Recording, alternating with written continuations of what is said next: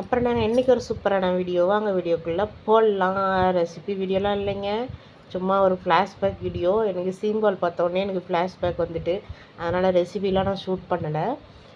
இந்த சீம்பால் பிடிக்காதவங்க இந்த உலகத்தில் யாராவது இருப்பாங்களா? இருப்பாங்க, என்னை தவிர நிறைய பேர் இருப்பாங்கன்னு நினைக்கிறேன். பால் சார்ந்த பொருட்கள், தயிர், மோர், நெய் இதெல்லாம் பிடிக்காதவங்களுக்கு சீம்பாலும் பிடிக்காதுன்னு நினைக்கிறேன்.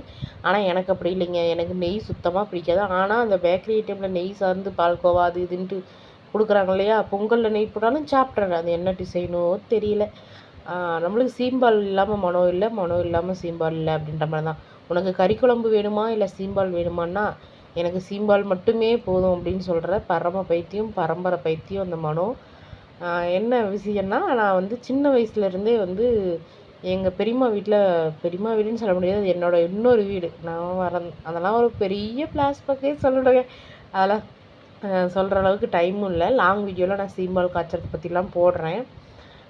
அங்கேருந்து நான் வளர்ந்ததுனாலையோ, முக்கால்வாசி அங்கே தான் வளர்ந்தேன். அங்கே வந்து எருமை, மாடு இதெல்லாம் எப்போவுமே வச்சுருப்பாங்க. இந்த இடையில கொஞ்ச நாள் விட்டுட்டாங்க வளர்த்தல. அப்புறம் அவங்க ஃபீல் பண்ணாங்களோ இல்லையோ, நான் ரொம்ப ஃபீல் பண்ணேன். அப்புறமா இப்போ மறுபடியும் எருமை வாங்கி கன்று போட்டுருச்சு. ஸ்டில் எனக்கு ஒரு பாப்பா இருக்கா, ஸ்கூல் போகிறா. போன மாதம் கூட நான் போய் சீம்பால் காய்ச்சிட்டு, ஃபேமிலியாக போய் சீம்பால் காய்ச்சி சாப்பிட்டுட்டு பேக் பண்ணி எடுத்துகிட்டு தான் வீட்டுக்கு வந்தேன்னா பார்த்துக்கோங்களேன். அந்தளவுக்கு நான் ஒரு இது. பெரியம்மா வந்து மாடு வந்து மாதமாக ஆனதுலேருந்து அது குட்டி போடுற வரையிலும் எங்களுக்கு அப்டேட் நாங்கள் ஃபோன் பண்ணி கேட்டுகிட்டே இருப்போம். குட்டி போட்டுருச்சுன்னா உடனே அடுத்த செகண்ட் எங்களுக்கு ஃபோன் வந்துடும்.